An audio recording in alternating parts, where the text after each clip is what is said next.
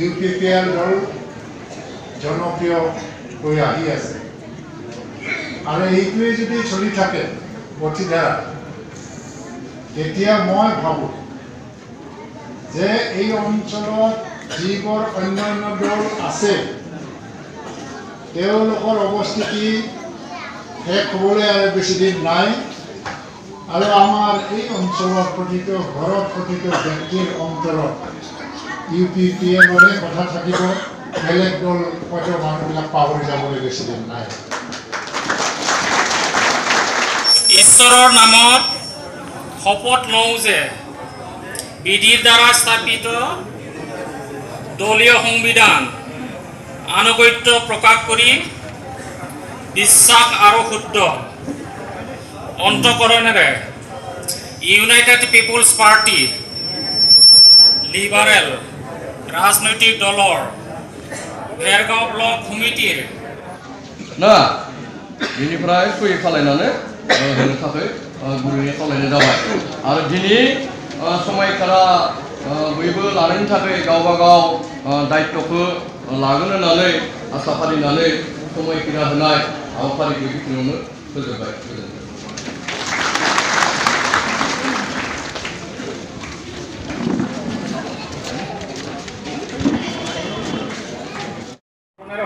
$200 কোটি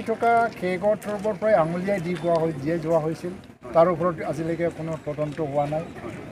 আৰু উন্নয়নৰ কামবিলাক সম্পূৰ্ণভাৱে স্তব্ধ হৈ আছে ইয়াত নেশ্যনেল হাইৱে অথৰিটি অফ ইণ্ডিয়াৰ পৰা কাম কিছু চলি আছে বা চেণ্ট্ৰেল স্পনচৰ্ড ডাইৰেক্ট ফাণ্ডিঙৰ পৰা আদি যিবিলাক কাম কৰি আছে কিন্তু BTCৰ পৰা যোৱা 3 বছৰত সম্পূৰ্ণভাৱে স্তব্ধ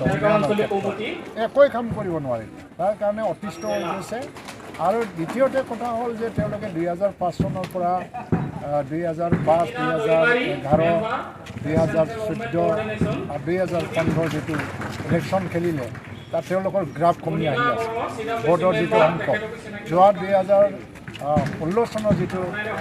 বিধানসভা নিৰ্বাচন তাত BJPয়ে মানে স্বতঃস্ফূৰ্তভাৱে সমৰ্থন নিদিয়া হ'লে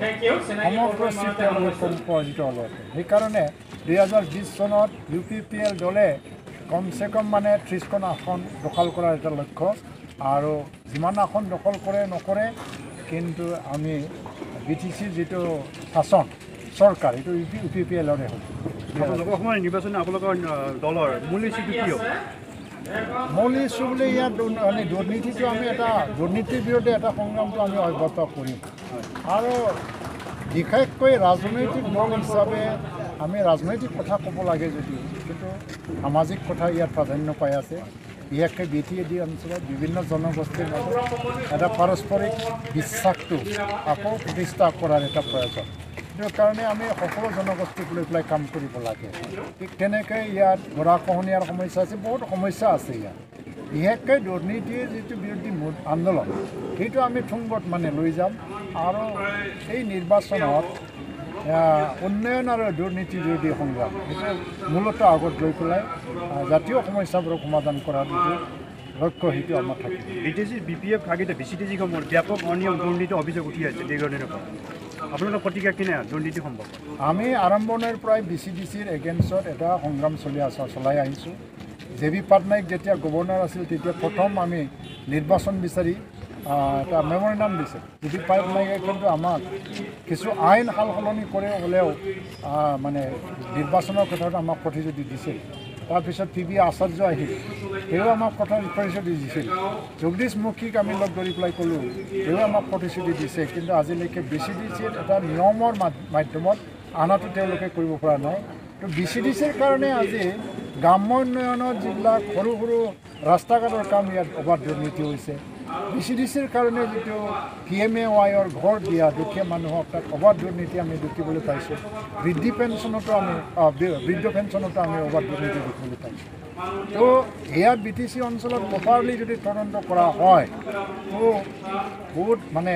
600 কোটি টকাৰ দুৰ্নীতি ওলাই পৰিব পাৰে আৰু তাৰ মূল কাৰণটো BCTC চিষ্টেম এইটো নিয়মীয়াকৰণ কৰিব নোৱাৰিলে আৰু নিৰ্বাচনৰ মাধ্যমত আনিব নোৱাৰিলে এই দুৰ্নীতিটো চলি থাকে আজি ভেৰগাঁও ব্লক কমিটিৰ মানে মহিলা মঞ্চ আৰু যুৱ মঞ্চ গঠনৰ প্ৰক্ৰিয়া আছিল তাৰ কাৰণে ৰাজহুৱা মিটিং হিচাপে আমি আহ্বান কৰিছিলোঁ তাতে দলে বলে মানে যোগদান কৰিছে তাৰপিছত ইয়াত আমাৰ ভেৰগাঁও ব্লক কমিটিৰ যুৱ মঞ্চৰ কমিটি গঠন কৰা হৈছে আৰু মহিলা মঞ্চৰ কমিটি গঠন কৰা হ'ল ভেৰগাঁও জিলাৰ অন্তৰ্গত ভেৰগাঁও ব্লক কমিটি গঠিত হৈছে আপোনালোকৰ মেইন মানে এজেণ্ডা কি আমাৰ লক্ষ্য আৰু উদ্দেশ্য ৰাজনৈতিক পৰিৱৰ্তন দুৰ্নীতিমুক্ত আৰু সকলো জাতি জনগোষ্ঠীৰ মাজত ঐক্যতা স্থাপনৰ কাৰণে আমি UPPL হিচাপে ৰাজনৈতিক দলত আমি কাম কৰি আছোঁ আপোনালোকে এতিয়া সমাগত যে পঞ্চায়ত ইলেকশ্যন অসমৰ তাতে আপোনালোকে অংশগ্ৰহণ কৰিছে আপোনালোকৰ কি উদ্দেশ্য লৈ পিনে আপোনালোকে ৰাইজৰ মাজত যাব এতিয়াতো আমি যিবিলাক অঞ্চলত আমি প্ৰাৰ্থীটো আগবঢ়াইছোঁ তেওঁলোকক আমি ৰাজনৈতিক পৰিৱৰ্তনৰ কাৰণে দুৰ্নীতিমুক্ত সমাজ এখন গঠন কৰিবৰ কাৰণে আমি আগবঢ়াই দিছোঁ আৰু সেই য'ত নেকি UPPLৰ আমাৰ হেৰি অঞ্চলবিলাক মানে কভাৰ কৰে সেইবিলাকত আমি প্ৰাৰ্থীটো আগবঢ়াইছোঁ আৰু তেওঁলোকক ৰাজনৈতিক পৰিৱৰ্তনৰ কাৰণে আমি মূল উদ্দেশ্য হিচাপে লৈছোঁ এতিয়া সামগ্ৰিক ৰাজনৈতিক বুলি কওঁতে অসমৰ যিটো ৰাজনৈতিক বাতাবৰণ